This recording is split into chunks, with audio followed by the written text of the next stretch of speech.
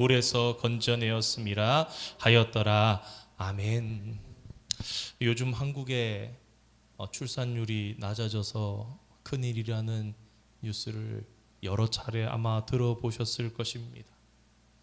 지방의 학교들이 시골의 학교들이 문을 닫는 일들은 더러더러 있는 일들이었는데 작년 연말엔 이런 뉴스가 나왔더라고요. 서울에서 고등학교가 문을 닫았다.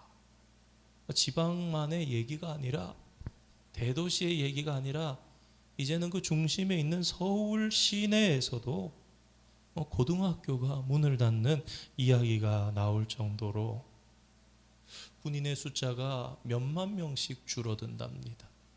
대책을 세워야 한다라는 것입니다. 국방력에 문제가 생겼다라는 것입니다. 경제 인구 수가 한 3, 4년 정도 뒤부터는 눈에 띄게 줄어들기 시작한다라는 것입니다. 그러니까 지금 산업 인구 20세 이상으로는 크게 체감을 못하지만 앞으로 이제 불과 한 3, 4년 정도.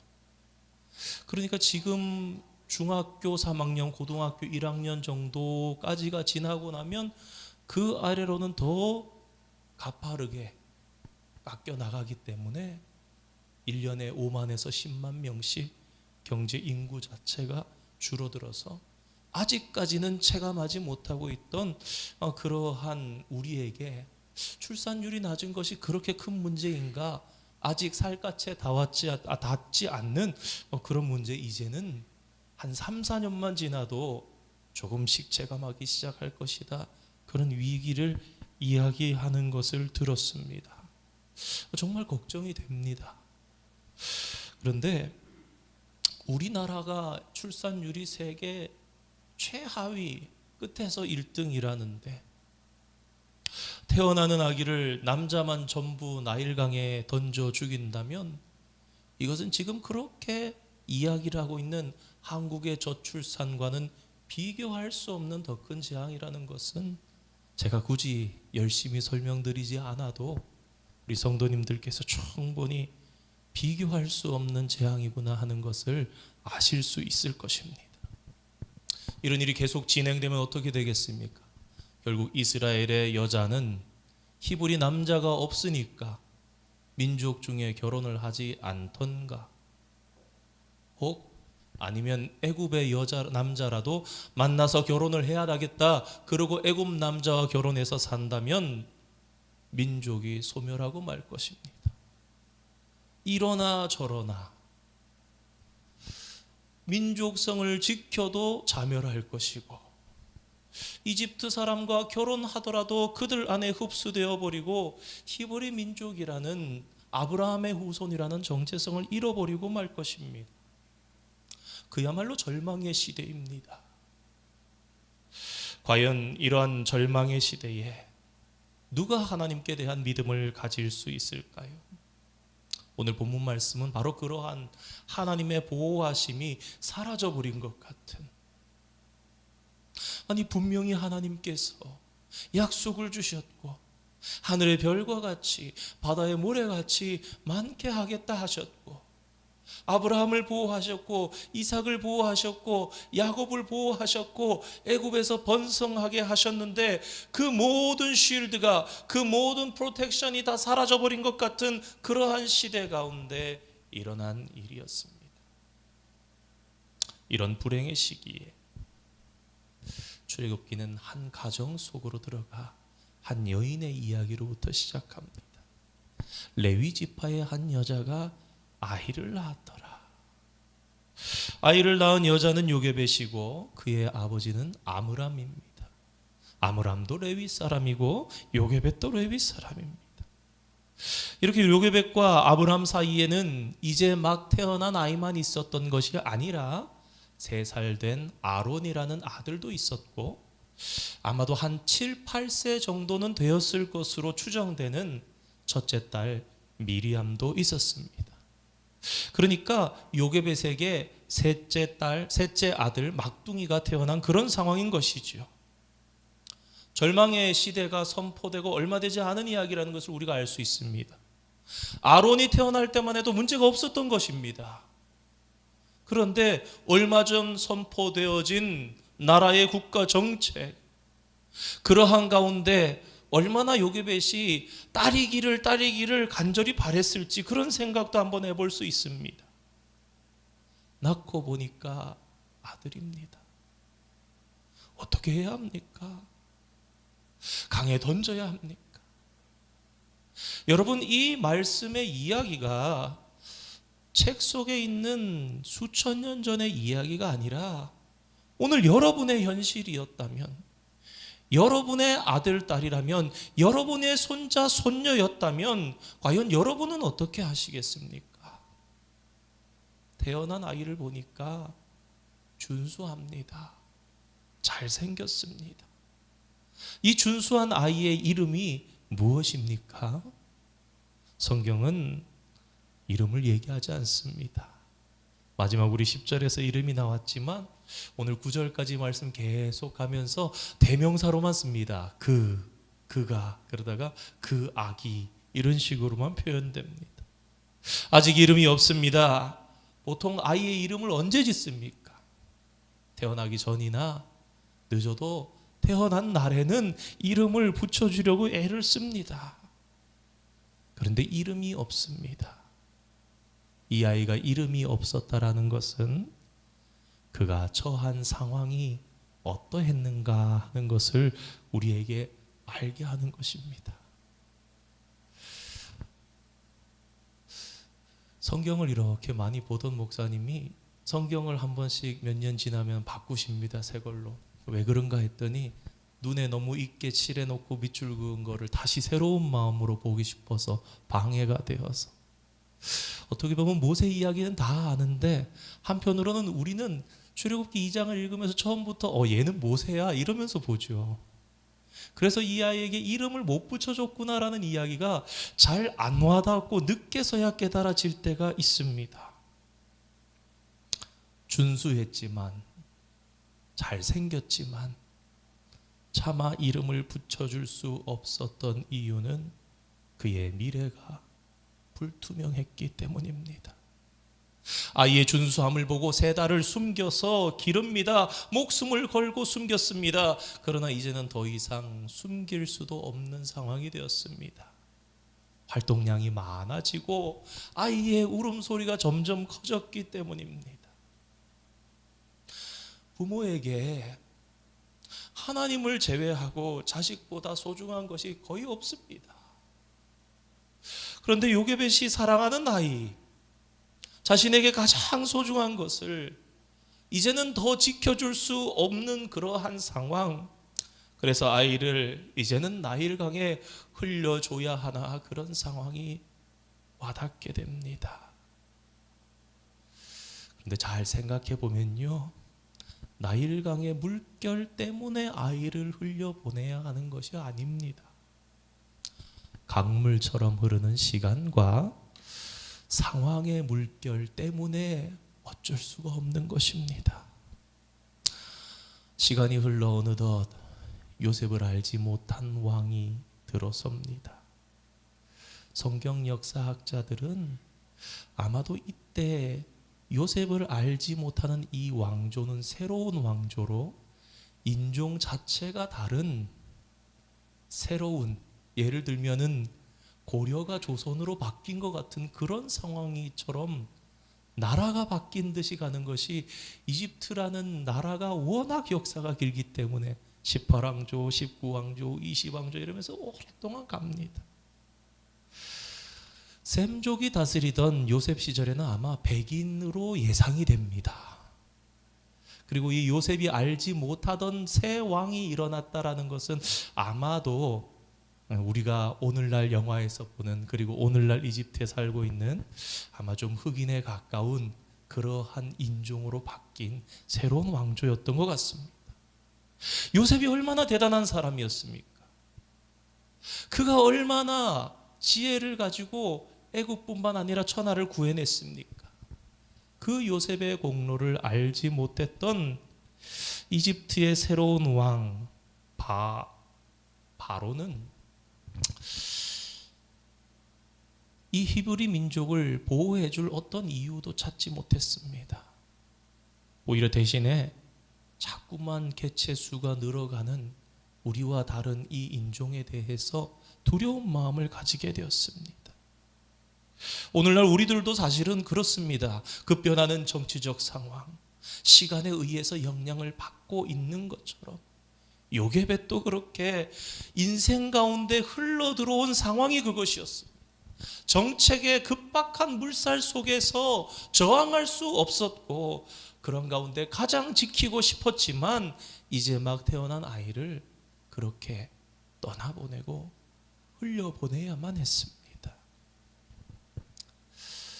혹시 이런 본문을 보시면서 여러분, 요게벳이 참 불쌍하다, 안 됐다, 그런 생각을 하실 수 있습니다. 그러나 모든 성경 말씀이 그렇듯이 오늘 이 말씀도 사실은 우리의 이야기입니다. 생각해 보면 우리 인생은 누구나 살면서 무섭게 흘러가는 세월의 물결 앞에, 급변하는 그러한 변화의 물결 앞에 우리의 소중한 것을, 움켜진 것을 흘려보내야 하는 때가 늘 있습니다. 성도님들과 말씀을 나누다 보면 이런 이야기들을 더러 가끔씩 하십니다. 목사님, 제가 낳은 자식이었는데 지금까지 얼마나 힘들게 키웠는데요, 저 할 거 못하고 좋은 거 못 먹고 이 녀석 뒷바라지 하느라고 그랬는데 때가 되니까 놔줘야 되더라고요. 그야말로 목사님, 요새요 집이 빈둥지 같습니다. 직장에서 열심히 일해서 지금의 자리를 지켜왔습니다. 제가 얼마나 희생하고 헌신적으로 회사를 위해서 살았는지 모릅니다. 때로는 가정보다, 때로는 아내보다, 때로는 자식보다 더 일을 중요하게 여기면서 가정 돌보지 못하고 아내 돌보지 못하면서 직장을 지켜왔는데, 나이 들고 상황이 바뀌니까 제대로 일 못한다고 이제 나가라고 합니다. 어떤 분은 건강만큼은 자신 있었는데 목사님, 세월 앞에 장사가 없습니다. 그렇게 열심히 모았던 돈 죽음 앞에 휴지밖에 되지 않습니다. 시시각각 달라져 우리에게 다가오는 세월의 물결, 정책의 물결 앞에 당황스럽고 흘려보내야 하는 요게벳 같은 일들이 너무나 많이 있다라는 것입니다. 우리의 자녀, 우리의 직장, 우리의 재물, 우리의 건강, 우리의 생명 등 이 모든 것들이 너무나 소중합니다. 그러나 소중하지만 더 이상은 지킬 수 없어서 흘려보내야 할 때가 찾아온다는 것을, 반드시 찾아온다는 것을 기억하시기 바랍니다. 그리고 그 순간 우리는 나의 사랑하는 아들, 딸이라 할지라도 나일강에 흘려보내야 하는 요게벳이 되는 것입니다. 어떤 목사님이 미국 처음 유학 왔을 때 있었던 일입니다. 아들이 태어났습니다. 아이가 건강했으면 좋았을 텐데 폐에 문제가 있는 것으로 진단을 받아서 그날 바로 인큐베이터로 들어가게 되었습니다. 사모님은 막 태어난 아기를 한 번 안아보지도 못한 채로 인큐베이터 속에 들여보내놓고는 눈물만 흘렸습니다. 의사가 위로합니다. 곧 잘 치료가 될 것입니다. 그리고 당신들이 아이를 안아볼 수 있게 될 것입니다. 그랬지만 하루 이틀 지나면서 상황이 점점 더 악화됩니다. 결국 아기를 중환자 치료, 집중 치료를 받기 위해서 다운타운에 있는 더 큰 병원으로 긴급히 이송시켰고, 거기에는 2명의 소아과 의사와 4명의 간호사가 배정되어서 이 아이를 24시간 집중 긴급 치료를 하는 그러한 상황 가운데 처하게 되었습니다. 목사님의 마음속엔 2가지 걱정이 생겼습니다. 첫째, 아이가 건강하게 잘 견뎌서 회복되어야 할 텐데, 그리고 둘째, 엄청난 병원 비용이 걱정이 되었습니다. 눈앞이 캄캄해졌습니다. 큰 꿈을 안고 미국 땅에 왔는데 유학을 하고 나서 하나님 앞에 헌신적인 삶, 교회를 세워가는 그런 기쁨이 있기를 소망하고 있었지만 유학의 꿈이 빚만 지고 끝날 수 있는 그런 처지가 될 수 있겠다라는 것. 그리고 그것보다 더 무서운 것은 어쩌면 사랑하는 아이를 잃어버릴 수도 있겠다라는 마음에 그야말로 목사님의 마음이 와르르 무너지는 것 같았다고 합니다. 매일 아이 때문에 다운타운을 버스를 타고 오가면서 계속해서 하나님께 속으로 이렇게 물으셨답니다. 하나님, 도대체 저한테 왜 이러십니까? 하나님, 왜 제가 가진 소중한 것을 하나님 가져가려고 하십니까? 하나님, 도대체 제가 무엇을 잘못했습니까? 왜 그러십니까? 나일강에 가장 소중한 아이를 흘려보내야 하는 요게벳, 그녀가 할 수 있는 것은 무엇이었겠습니까? 오늘 본문을 통해서 우리가 알 수 있는 그녀가 할 수 있었던 것은 아이를 넣어둘 갈대 상자를 만든 것과 그 갈대 상자가 물이 새지 않도록, 그래서 몇 분이라도 몇 초라도 더 아이의 호흡을 가능하게 해주기 위해서 역청과 나무진을 칠해주는 것뿐이었습니다. 그렇게 요게벳은 사랑하는 아이를 갈대 상자에 눕힙니다. 그리고 나일강과 갈대 사이에 두었습니다. 이제 아이는 엄마의 손을 떠났습니다. 이집트 사람이 그것을 발견한다면 열어보고는 히브리인의 아이인 것을 보고 즉시 나일강가에 던질 것 같습니다. 혹 히브리 사람이 발견한다 할지라도 부모도 못 지킨 그 아이를 구해줄 수 있을 리가 없을 것 같습니다. 그녀가 해줄 수 있는 최선이 그것이었습니다. 차마 물에 던져 눈앞에 생명이 없어지는 것을 볼 수 없었기에, 차마 자기 손으로 그 아이의 생명을 취할 수가 없었기에 갈대 상자에 담아 그냥 물에 흘러가게 놔두었던 것입니다. 그런데 이 요게벳의 모습 속에서 우리는 그녀가 어떤 마음으로 그 갈대 상자를 떠나보냈는지 알게 되는 힌트가 있으니 그것은 바로 3절 말씀에 나오는 상자입니다. 일전에 한번 말씀을 드렸었죠. 히브리 원문을 보면요, 이 상자라는 단어가 테바라는 단어입니다. 그리고 이 테바라는 단어는요, 구약 성경에 딱 2번밖에 쓰이지 않습니다. 창세기에 노아의 방주할 때 방주가 테바이고요, 오늘 출애굽기 2장에 이 갈대 상자, 이 상자가 테바입니다. 그리고 히브리어에서 일반적으로 우리가 아는 상자를 뜻하는 단어는 다른 단어가 있습니다. 대표가 되는 단어가 있습니다. 그렇습니다. 오늘 본문에서 갈대 상자라고 표현하고 있는 성경이 이것을 테바라는 히브리어를 쓰고 있다는 것은 이 상자가 지금 단순히 일반적인 상자라는 것을 이야기하지 않고 있다는 것입니다. 무슨 말씀입니까? 요게벳이 이것을 테바라고 불렀을 때에 이 테바는 무엇과 연결이 됩니까? 창세기에 노아의 방주와 연결이 되어서 이 갈대 상자는 무엇이 됩니까? 하나님의 보호하심이 있는 방주가 되는 것입니다. 그리고 실제로 요게벳은 마치 노아가 역청으로 나무진으로 그 방주를 만들었던 것 같은 그런 심정으로 갈대 상자에 발랐던 것이 분명하다는 것을 우리는 알게 됩니다. 그렇습니다.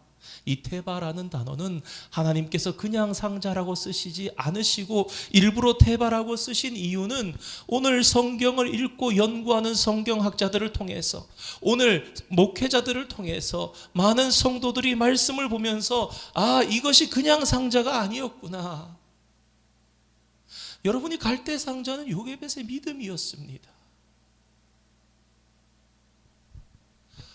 세월의 장사 없고 정책에 저항할 수 없고 그냥 놔줘야 할 수 있는데 그냥 누구는 이런 방법으로 누구는 저런 방법으로 그런데 요게벳은 상자로 그랬던 것이 아니라 다른 믿음 없는 사람들이 많고 많이 누군가는 강에 던지기도 하고 누군가는 어디에 숨겨보기도 하고 그랬지만 요게벳의 이 행동은 여러 가지 행동을 같았던 것이 아니라 그 속에 믿음을 담았다라는 그런 표현을 하고 있는 것입니다.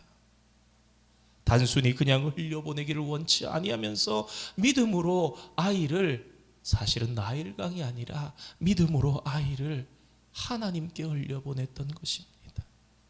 우리 쉽게 짐작할 수 있습니다. 요게벳의 기도, 하나님 홍수 기간 동안 방주가 노아의 모든 식구들을 한 생명도 보호하지 못한 생명이 없었던 것처럼 하나님 이 상자가 방주가 되게 해주셔서 이 준수한 아이를 살려주십시오.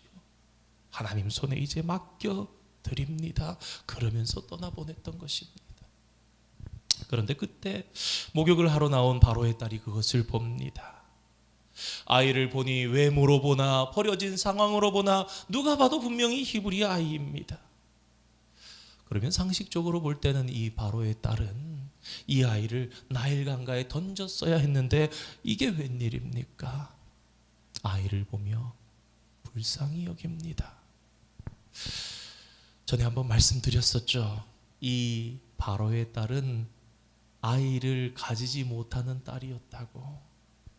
그래서 이 아이를 살리게 되는 그런 놀라운 하나님의 손길이 있습니다. 요게벳이 믿음으로 자신이 사랑하는 아이를 하나님께 흘려보냈을 때에 그분의 손으로 행하신 것을 한번 보시기 바랍니다. 아이의 생명만 살린 것이 아니라 그 아이를 어머니의 젖을 먹이면서 삭슬 받으며 기르도록 하십니다. 그리고 마침내 후에는 모세를 이스라엘의 지도자로 세워주시는 것을 우리는 봅니다. 앞서 말씀드렸던 유학 오신 한 목사님의 이야기를 마무리하려 합니다. 인큐베이터에 이렇게 들어있던 아이, 그 아이를 보기 위해서 매일 다운타운을 오가면서 아픈 아이를 위해서 여러분 목사님이 할 수 있는 일이 무엇이었겠습니까? 하나밖에 없지요. 기도하는 것밖에 없습니다. 기도 중에 하나님께 물으셨답니다. 하나님께서 목사님에게 이렇게 물으셨대요. 너의 아들이 네 아들이기 이전에 내 아들이라는 것을 네가 믿느냐? 자꾸 그런 음성이 들리더래요. 목사님은 아멘 하고 울면서 대답할 수밖에 없었답니다. 하나님의 이 물음이 무엇입니까? 나를 믿고, 하나님 나를 믿고 이 아이의 운명을 내게 맡길 수 있겠느냐? 네가 이 아이를 흘려보낼 수 있겠느냐 내게? 아멘으로 화답하시고 그렇게 있었는데 놀랍게도 이 아들이 하루 이틀 사이에 의사도 놀랄 정도로 회복이 빠르게 되었고요. 얼마 후에 무사히 퇴원하여서 집으로 돌아왔답니다. 목사님 가정에 감사가 넘쳤지요. 그러면서 한 가지 걱정이 더 남았지요. 이제 우편물이 올 텐데 치료비가 어떻게 될까? 그런 마음의 무거움은 좀 남아 있었답니다. 얼마 지나지 않아서 병원에 청구서가 편지로 날아왔습니다. 미국에 사시면서 다 경험해 보신 일이죠. 그런 우편물이 오면 뜯기가 무섭습니다. 두려운 마음에 이렇게 뜯어보니까 아니나 다를까 병원 청구 내역이 빼곡하게 위에서부터 쫙 적혀 있더랍니다. 입원비 얼마, 집중개업이 얼마, 인큐베이터 얼마, 약 얼마, 주사 얼마, 분유 얼마, 뭐 기저귀 얼마 내역들이 쫙 적혀 있는데 제일 마지막에 이제 토탈 했더니만 $0다 그렇게 적혀 있더랍니다. 그래서 어떻게 된 일인가 확인을 해봤더니 목사님 믿고 있었는데 입학 당시에 우연히 제출했던 그 목사님의 소셜 사회보장 프로그램 신청서가 참 감사하게 어느 복지재단이랑 연결이 되어졌고 목사님의 이 사정을 알게 되고는 그걸 거기에서 다 파이해주고 무마가 되었다라는 것입니다. 이때 이 목사님께서 영적으로 깊이 깨달으신 것이 있었습니다. 바로 오늘 본문의 메시지와 같은 것입니다. 누구나 인생의 어떤 순간에 소중한 것을 지킬 수 없어서 그것을 그저 흘려보내야 할 때가 있다라는 것입니다. 그런데 그때 우리는 요게벳처럼 세상처럼 그냥 흘려보내는 것이 아니라 요게벳처럼 하나님께로 믿음으로 흘려보내는 자가 되어야 한다라는 것입니다. 아이가 엄마의 품에서 엄마의 젖을 먹고 자랐습니다. 아이가 자라자 그를 바로의 딸에게로 데려갔고 그제서야 그녀는 아이에게 이름을 붙여줍니다. 모세라. 왜? 물에서 건졌기에.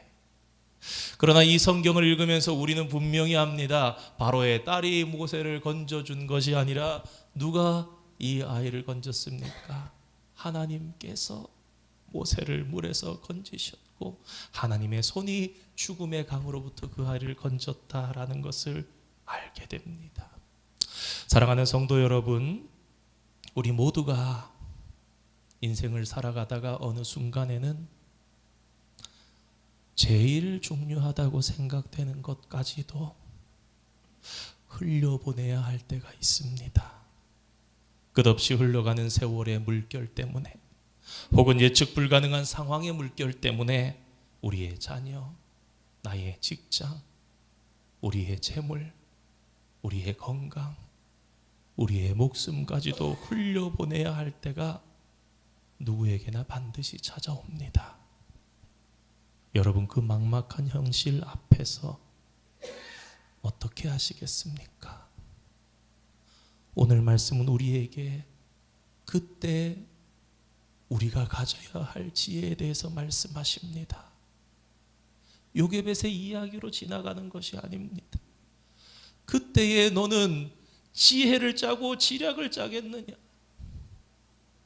야곱처럼 한 때를 치면 한 때는 피하리라라고 하겠느냐? 요게벳처럼 성경 안에서 답을 찾아서 믿음으로 하나님 앞에 응답하며 하나님께 흘려보낼 그런 사람이 되려느냐? 우리에게 말씀하시는 것입니다. 오늘 제목을 막막한 현실에서도 하나님과 동행하기라고 말씀을 드렸습니다. 막막한 상황이었습니다. 재앙의 시대였습니다. 그런데 그런 시절에도 믿음으로 하나님 손에 흘려보냈더니 하나님의 응답을 받고 선한 것으로 인도해 주신 은총을 누렸던 요게벳이 있었습니다.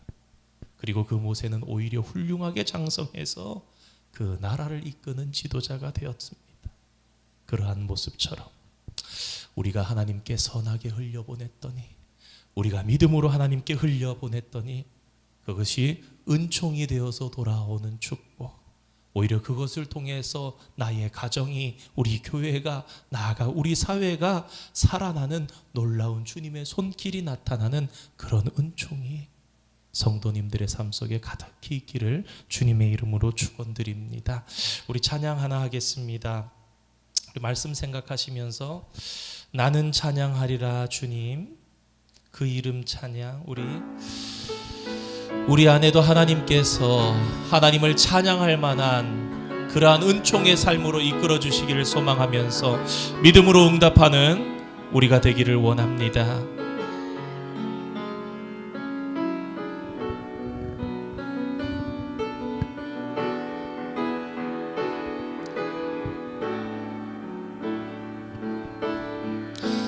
나는 찬양하리라 주님, 그 이름 찬양. 예수 크신 주 이름 나 찬양하리라.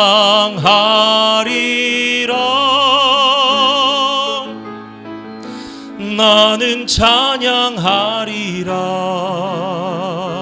주님, 그 이름 찬양.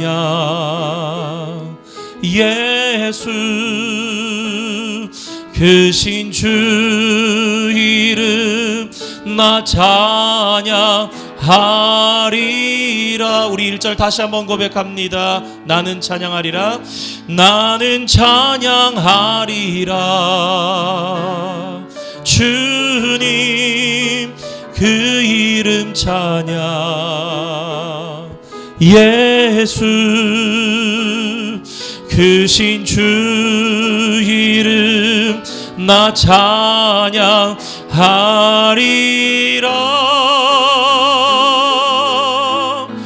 나는 찬양하리라. 주님 그 이름 찬양. 예수 크신 주 이름 나 찬양하리라. 우리 2절 고백합니다. 나는 영광 돌리리. 주님 영광의 이름. 예수 크신 주 이름 나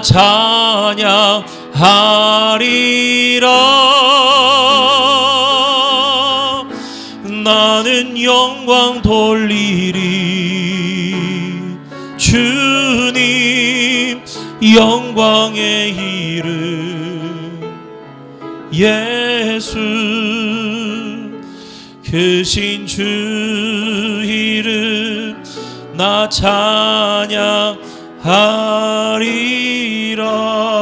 찬양하리라.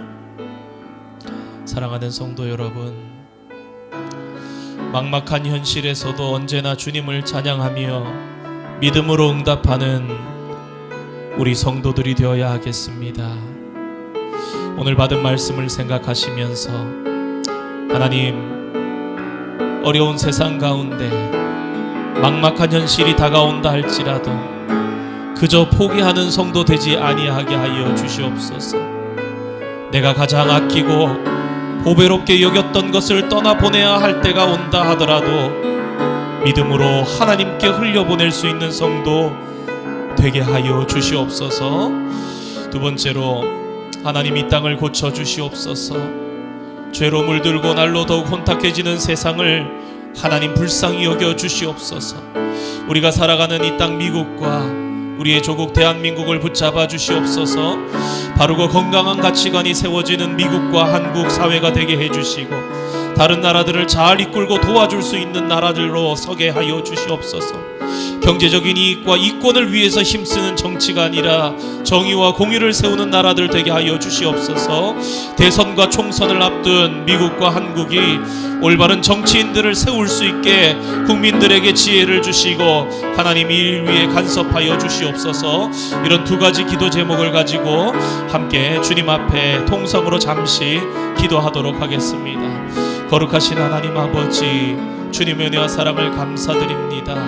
하나님, 오늘도 주님 앞에 저희들을 불러주시고 생명호흡하게 하시며 하나님의 말씀 속에서 믿음의 사람이 절망의 세상 속에서도 사는 법이 무엇인지 생각해 보았습니다.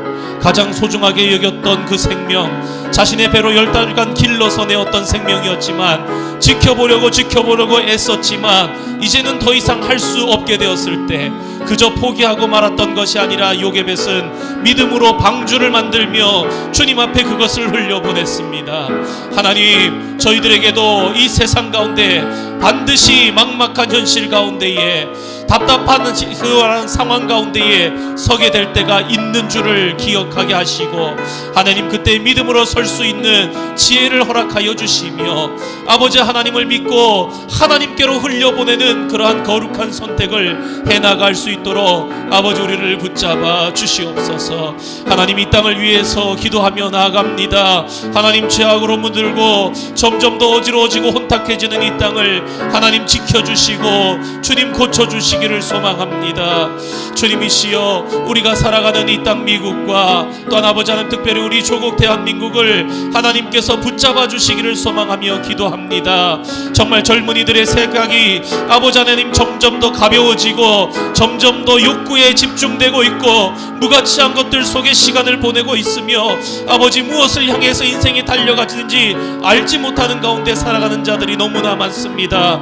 하나님, 이러한 때 가운데에 이 땅 미국 미국과 우리의 조국 대한민국에 바르고 건강한 가치관이 세워지게 하여 주시고, 아버지 하나님, 다른 나라를 잘 이끌고 진정 도울 수 있는 나라들로 설 수 있게 하나님 우리 나라들을 주장하여 주시옵소서. 전쟁을 도와주고 그저 경제적인 이익을 누리려 하는 것이 아니라 전쟁을 도와주고 이권을 얻기 위해서 힘쓰는 그러한 정치, 그러한 국가가 아니라 참으로 정의와 공의를 세우는 건강한 나라들, 하나님께서 기뻐하시는 나라들 되게 하여 주시옵소서. 특별히 한국의 총선과 아버지 미국의 대선과 총선이 아버지 하나님 있습니다. 하나님, 그 가운데 특별히 그리스도인들이 바르게 기도하며 판단하게 하여 주시고, 이 땅과 아버지 조국 대한민국에 올바른 정치인들이 세워질 수 있게, 하나님께서 원하시는 자들이 세워질 수 있게 하나님이시여 간섭하여 주시고, 우리 가운데 임하여 주시사 역사하여 주시고, 주님이시여 이 땅이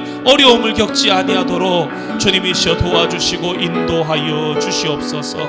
이 저녁에 간구하지 못한 기도의 제목까지도 하나님 다 헤아려 주시고 갚아주시고, 특별히 병상 가운데서 어려움 가운데에 아버지 하나님이시여 또한 생계의 아버지 하나님 위협 속에 아버지 하나님께서 말하지 못할 어려움 중에서 부르짖는 성도들의 기도를 아버지 하나님 기억하여 주시고, 하나님 응답하시며 소망의 길을 여시며 저들의 손을 붙잡아 일으켜 세워 주시옵소서.